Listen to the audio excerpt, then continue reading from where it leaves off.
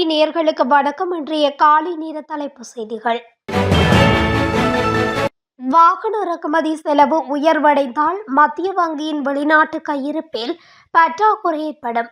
வாகன இறக்குமதி திட்டமிட்ட வகையில் முன்னெடுக்கப்பட வேண்டும்.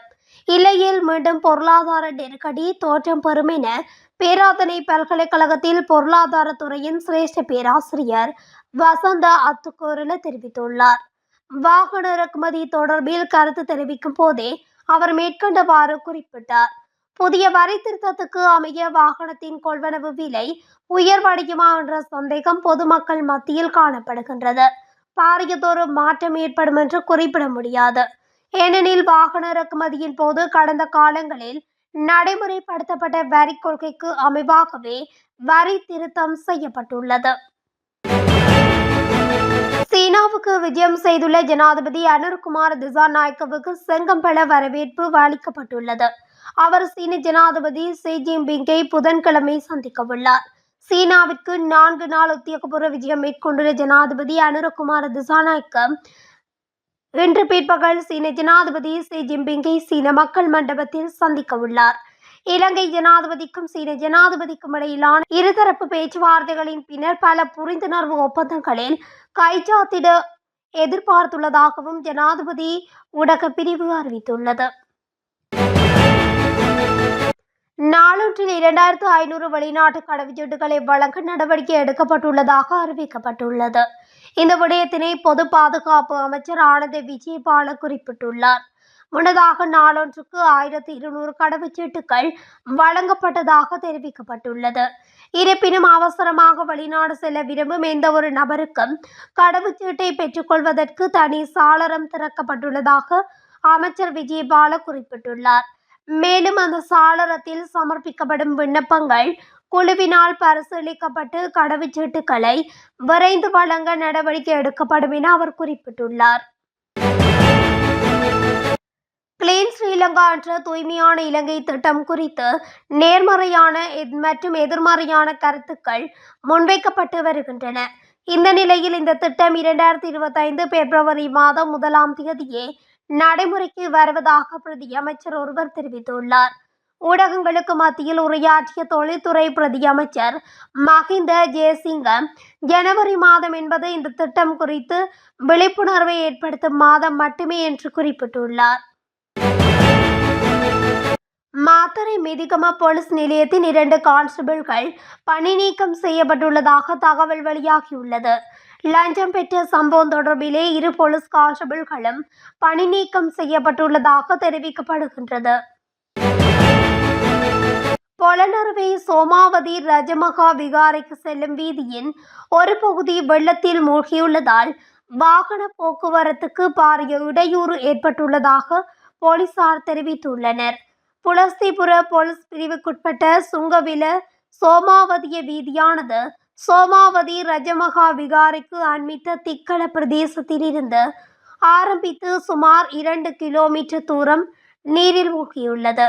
பெய்து வரும் கடும் மழையினால் மகாவலி ஆற்றின் நீர்மட்டம் உயர்வடைந்தமையினால் வெள்ளப்பெருக்கு ஏற்பட்டுள்ளது. இதனால் அந்த பாதையில் போக்குவரத்து முற்றிலும் தடைப்பட்டுள்ளது. கொழும்பு வெள்ளவத்தை ரயில் நிலையத்துக்கு அருகில் மாத்தறையிலிருந்து கோட்டை நோக்கி பயணித்த ரயில் ஒன்றில் மோதி பெண்ணொருவர் உயிரிழந்துள்ளார். இந்த சம்பவத்தில் மாத்தறை பகுதியைச் சேர்ந்த 40 வயதுடைய ஒருவரே இவ்வாறு உயிரிழந்துள்ளதாக போலீசார் தெரிவித்தனர். உயிரிழந்தவரின் சடலம் தற்போது களப்போவில வைத்தியசாலையின் பிரேத அறையில் வைக்கப்பட்டுள்ளதாக தெரிவிக்கப்பட்டுள்ளது.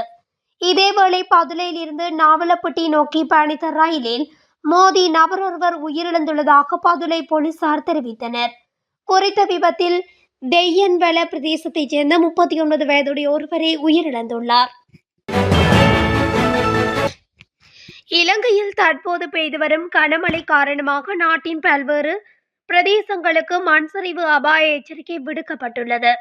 அதன் பிரகாரம் பதுளை மாவட்டத்தின் பசறை, காலியில, வெளிமடை மற்றும் பதுளை பிரதேச செயலக பிரிவுகளுக்கும், கண்டி மாவட்டத்தில் உடுதும்பறை, மெததும்பறை, பகததும்பறை பிரதேச செயலக பிரிவுகளுக்கும் எச்சரிக்கை விடுக்கப்பட்டுள்ளது. அத்தோடு நுவரெலியா மாவட்டத்தில் வலப்பனை, ககுரன்கெத்தை பிரதேச செயலக பிரிவுகளுக்கும் மாத்தளை மாவட்டத்தின் ரத்தோட்டை உக்குவளை பிரதேசங்களுக்கும் குருநாகல் மாவட்டத்தின் ரித்திகம பிரதேச செயலாளர் பிரிவுக்கும் மண் சரிவு அபாய எச்சரிக்கை விடப்பட்டுள்ளது. அம்பாறை சமாந்துறை காவல் பிரிவுக்குட்பட்ட பகுதியில் மின்சாரம் தாக்கி ஒருவர் உயிரிழந்துள்ளார். இந்த சம்பவம் நேற்று இடம்பெற்றுள்ளதாக சமாந்துறை காவல்துறையினர் தெரிவித்துள்ளனர். சமாந்துறை மெளியடி கிராம பகுதியைச் சேர்ந்தவர் 60 வயதுடைய நபரே இவ்வாறு உயிரிழந்தார். இந்த நிலையில் உயிரிழந்தவரின் சடலம் சமாந்துறை ஆதார வைத்தியசாலையில் வைக்கப்பட்டு மரண விசாரணையின் பின்னர் உறவினர்களிடம் கையளிப்பதற்கு நடவடிக்கை எடுக்கப்பட்டுள்ளது.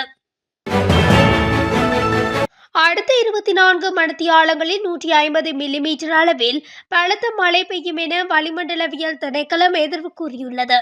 கிழக்கு, ஊவா, வடக்கு மற்றும் வடமத்திய மாகாணங்களின் சில பகுதிகளிலும் ஹம்பாந்தோட்டை மாவட்டத்தின் சில பகுதிகளிலும் பலத்த மழை வீழ்ச்சி பதிவாக கூடும் என வளிமண்டலவியல் திணைக்களம் வெளியிட்டுள்ள புதுப்பிக்கப்பட்டுள்ள அறிக்கையில் குறிப்பிடப்பட்டுள்ளது.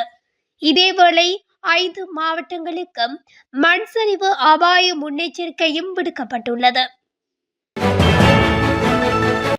தரம் கூடிய பாஸ்மதி அரிசிக்கு பதிலாக அண்மையில் இறக்குமதி செய்யப்பட்ட விலை குறைந்த அரிசியை கூடிய விலைக்கு விற்பனை செய்யும் மோசடியொன்று கண்டுபிடிக்கப்பட்டுள்ளது. இது தொடர்பில் தற்போது சுங்க திணைக்களத்தினர் விசேட விசாரணைகளை முன்னெடுத்துள்ளனர். நாட்டில் நிலவும் அரிசி தட்டுப்பாட்டை நிவர்த்தி செய்யும் வகையில் தனியார் வர்த்தகர்களுக்கு அரிசி இறக்குமதி செய்வதற்கான அனுமதி வழங்கப்பட்டிருந்தது. அதன் அடிப்படையில் இறக்குமதி செய்யப்பட்ட அரிசி தொகையில் பாசுமதி அரிசிக்கு இணையான தோற்றம் கொண்ட தரம் குறைந்த அரிசியும் இறக்குமதி செய்யப்பட்டு பாசுமதி அரிசியின் விலையில் விற்பனை செய்யப்படுவது கண்டுபிடிக்கப்பட்டுள்ளது. இதனை அடுத்து தற்போது சம்பவம் தொடர்பில் இலங்கை சுங்க திணைக்களம் விசேட விசாரணைகளை முன்னெடுத்துள்ளது.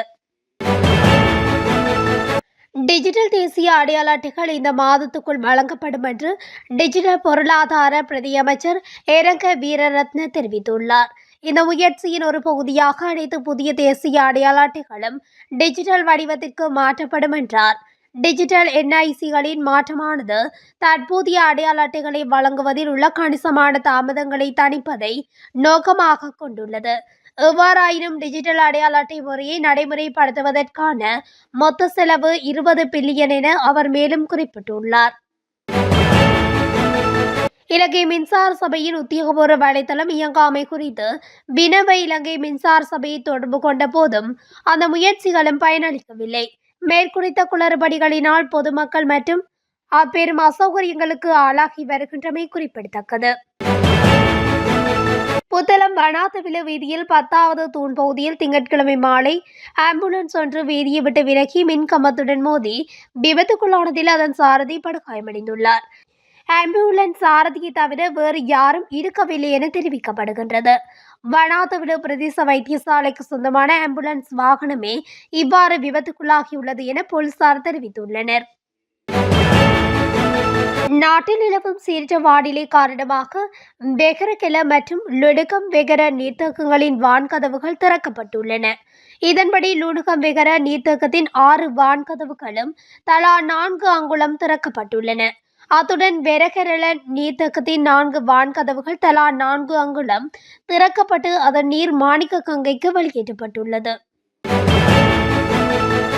இதுடன் தமிழொலியின் இன்றைய காலை நீண்ட தலைப்பு செய்திகள் நிறைவடைகின்றன. தொடர்ச்சியாக செய்திகளை அறிந்து கொள்ள தமிழொலி ஊடகத்துடன் இணைந்திருங்கள். நன்றி, வணக்கம்.